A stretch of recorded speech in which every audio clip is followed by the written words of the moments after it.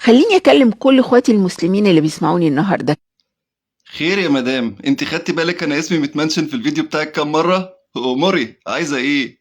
خليني أكلم كل إخواتي المسلمين اللي بيسمعوني النهاردة كمسلمة سابقة. انت مسلمة سابقة؟ اشك بس ما عنديش دليل. بس يعني مش حاسس ان لو سألتك في ابسط الامور في الاسلام هلاقيكي ابيض يا ورد. بس ماشي كملي. خير. كمسلمة سابقة أنا قبلت كل ما قدم لي زيكم بالظبط في الإسلام بسذاجة. حضرتك كنتي ساذجة، دلوقتي ما شاء الله بقيتي مفتحة زي الجندوفلي كده. وتعليم الإسلام قلب موازين الخير والشر في حياتي، وهو الآن يقلب موازين الخير والشر في حياتك أيضا. ما هو الإسلام دين الموازين أصلا، دين الثواب والعقاب والجزاء، يا جنة يا نار. ولا حضرتك رحتي المسيحية على أساس في حد فداكي من 2000 سنة وانت رايحة تخشي الملكوت ومفيش نار والدنيا حلوة؟ الصح والغلط اللي احنا فهمناه في الإسلام يخالف تماما فكر الله الحقيقي. الإسلام بيخالف فكر الله؟ هو رحم الله رسول الله صلى الله عليه وسلم، هو قال لنا هيبقى فيه رويبضة. يقول لك لا تقتل النفس اللي مش عارف ايه.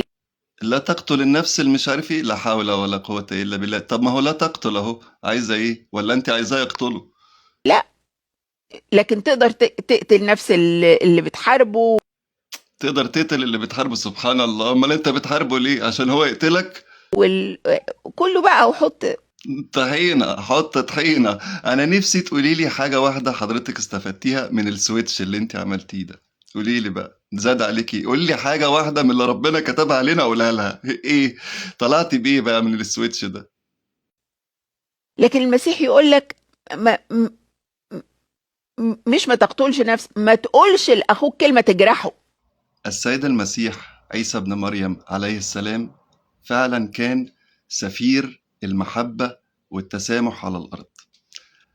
سيدنا موسى كليم الله، سيدنا موسى كان يعني شديد وقوي، حتى في بنيانه نفسه كان شديد وقوي. وهو كان فيه كده اللي هو بيقولوا عليها النزعة العمرية، يعني كان شديد قاسي. تمام.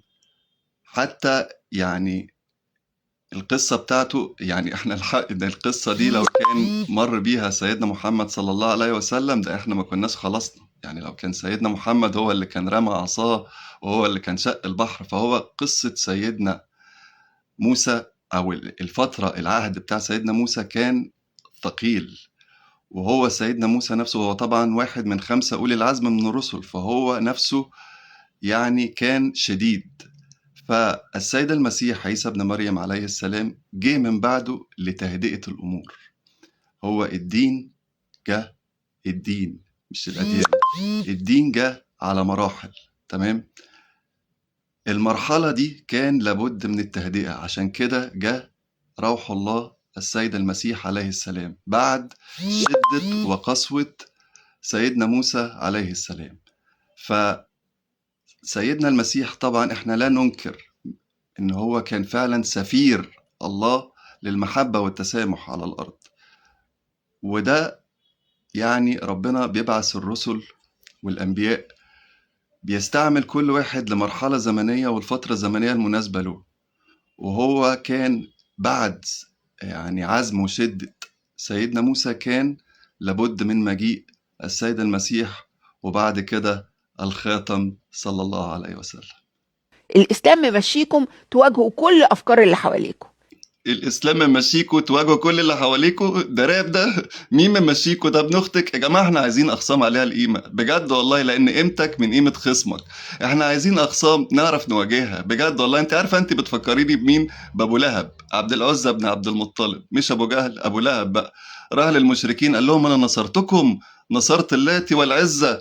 بعد ما دور وشه ومشي قالوا له يا اخي يا ريتك يا اخي كنت في اخصامنا ولا يكونش في انصارنا واحد زيك. فانت بجد كويس انك مشيتي، احنا مش عايزين في انصارنا واحده زيك. لان الاصل غلط، وانا كنت زيكم. لكن دلوقتي انا اتعرفت على شخص المسيح. تعرفتي على مين يا خالتي؟ لكن دلوقتي انا اتعرفت على شخص المسيح.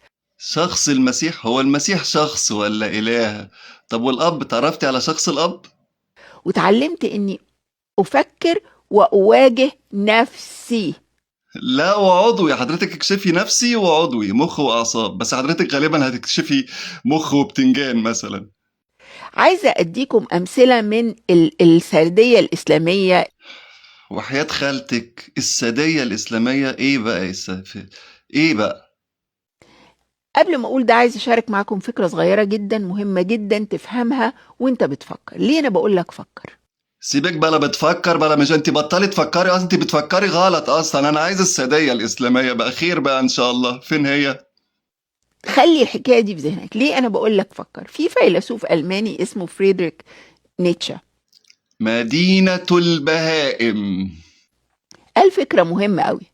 قال يمكنك أن تعرف حقيقة شخص بقدر ما يتحمل من الحقيقة. ربنا ولا تحملنا ما لا طاقة لنا به، واعف عنا واغفر لنا وارحمنا، أنت مولانا فانصرنا على القوم الكافرين.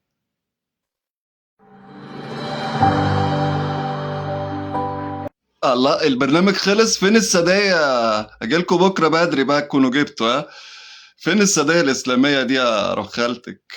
حول ولا قوة إلا بالله.